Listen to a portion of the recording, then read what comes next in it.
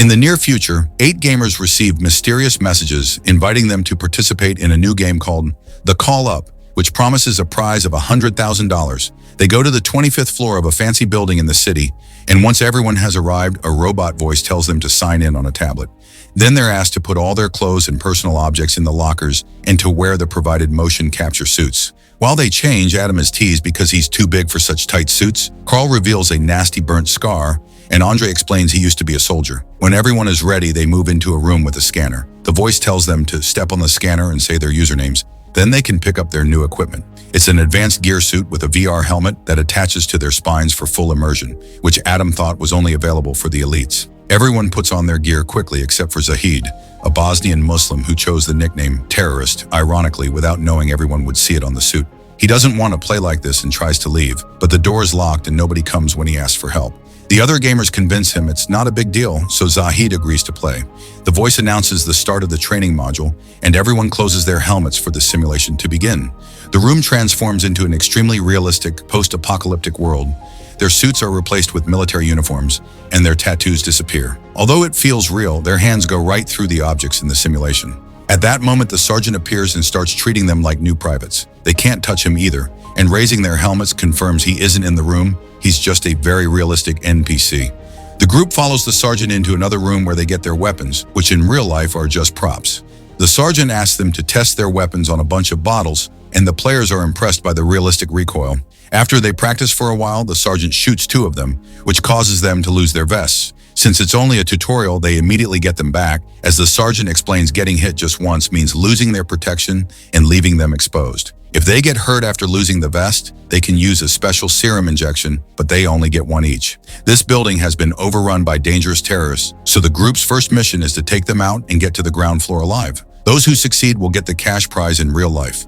After the sergeant disappears, Andre decides to lead the group because of his experience and gives them tips on how to stay stealthy.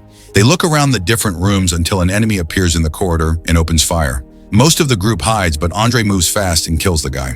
While the voice announces that they've completed level 25 and all the points are for Andre, they touch the body and confirm it's also an NPC. When they take the stairs, they discover there's a mechanism that will electrocute them if they try to leave without finishing the level. The group enters level 24 and finds more advanced weapons, so Andre teaches them how to use them. They move into the main room and Marco kills the first enemy that appears. Gaining confidence, most of the players begin running around and using random objects for cover while bringing down all the terrorists. Adam wastes all his bullets without landing a single shot, so Andre cuts in to shoot the guy and gets hit in return, so he loses his vest. Meanwhile, Taylor is having a panic attack. It turns out that a friend of hers received the invitation and she came in her place, but she can't handle the game's realism. Shelly tries to comfort her and remind her that this is just a game, but when it's her turn to shoot someone, she can't do it either. The terrorist approaching the girls is killed by Carl, who is then shot and loses his vest too. Carl tries to surrender, but the enemy shoots him again, so Shelly runs out to kill the guy. Both Carl and Shelly open their helmets, and even in real life, Carl can feel the unbearable pain. They return to the game, and Andre injects Carl with the serum to instantly heal him. A traumatized Carl opens his helmet again to throw up in real life and says this can't be a game. Afterward, the whole group opens their helmets to take a break. While Adam finds new weapons, Carl explains he felt real shocks and theorizes this must be a reality TV show. Zahid panics and tries to take off his suit but can't, so Marco thinks it's a test. Then Zahid points out this could be an experiment by the military, and Marco agrees, saying that Andre must be their inside man. An argument ensues and things get tense, so Andre goes to the bathroom to calm down. The players don't realize the game is still going, and the terrorists they killed are revived. One of them corners Andre in the bathroom, and he only gets to close his helmet before he gets shot down. He wants to heal himself, but he's already used the serum on Carl. The others hear noises and close their helmets too, only for Edward to immediately get shot down. The group runs to hide and Taylor tries taking the stairs, but the level isn't completed yet, so she's blocked.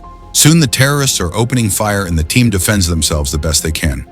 Edward heals himself with the serum, while Andre drags his bleeding body through the corridors. When Adam throws a grenade, he kills all the remaining enemies, and the level is finally over with Adam taking the high score. Without the gunshots, the team can finally hear Andre asking for help. At that moment, Andre opens his helmet and hears a timer before his brain is electrocuted, causing him to convulse for several minutes. By the time the others find him, Andre is already dead. Shelly tries doing CPR to no avail. The voice announces they can proceed to the next level, but the group doesn't want to play anymore. They notice some blood on the ground and realize the helmet killed Andre, so they try to take them off, but it's impossible. Zahid panics and grabs a fire extinguisher as he asks for help with a test. Carl volunteers and hits Zahid with the extinguisher a couple of times, but the helmet still won't come off. At that moment, they're called into the game by the sergeant, who walks right through Carl before kicking Zahid a few times to punish him for breaking the rules. Since the sergeant warns them about punishments for not playing, the group has no choice but to keep moving. They go through several levels without much trouble, although on each floor, they must learn to use new weapons and deal with new game mechanics. In the room with a gas leak, they can't use fire weapons, and instead they have to get knives to fight hand-to-hand. Having to kill someone face-to-face makes Taylor's anxiety worse, and Shelley promises her she'll get her out of there. As they continue to go down, most of the team loses their vests. During a serious gunfight, both Carl and Adam get shot down, so Shelley and Marco help them with their serums. A few hours later, the group takes a break and discovers it's nighttime in real life. Tired of being in the game, they use various objects to start hitting the windows, and Zahid manages to crack the glass using a cart. At that moment, the sergeant appears again and starts beating Zahid up with much more strength than last time. Zahid tries to run away by taking the stairs, but the sergeant kicks him down, and the resulting fall causes Zahid to break a leg. Before leaving, the sergeant announces that the next person who tries to escape will be killed. The team rescues Zahid and notices that that wound is in real life but not in the game, so they can't use the serum. The computer voice reminds them that they need to move, so Zahid asks them to hide him and leave without him. The group puts him down behind some furniture, and minutes after they leave, Zahid dies of blood loss. On the next level, Marco argues with the others over the new weapons, and the distraction allows a hidden enemy to shoot him in the rear. While the team fires back, Taylor runs to hide in a bathroom stall. After lots of shooting, a grenade ends the fight again, and Shelley helps Marco with a serum. The team realizes Taylor is missing and goes looking for her. A terrorist appears in the bathroom and starts checking the stalls one by one. Shelley hears him, so she bursts through the door and stabs the guy first. The level ends and Edward gets the high score, putting him in first place on the board. While taking a break, the team discusses their lives and realizes all of them have no family, which means they were chosen because nobody would look for them. This way, they can get killed and the company won't get consequences. The group moves to the next level and finds the sergeant beating up a hostage. He explains there's a bomb in the basement that will blow up the building and kill them all if they don't stop it soon. The only way to disarm it is to get the code from the hostage. Since the guy is connected to voltage transmitters, Edward doesn't hesitate to start electrocuting him without mercy.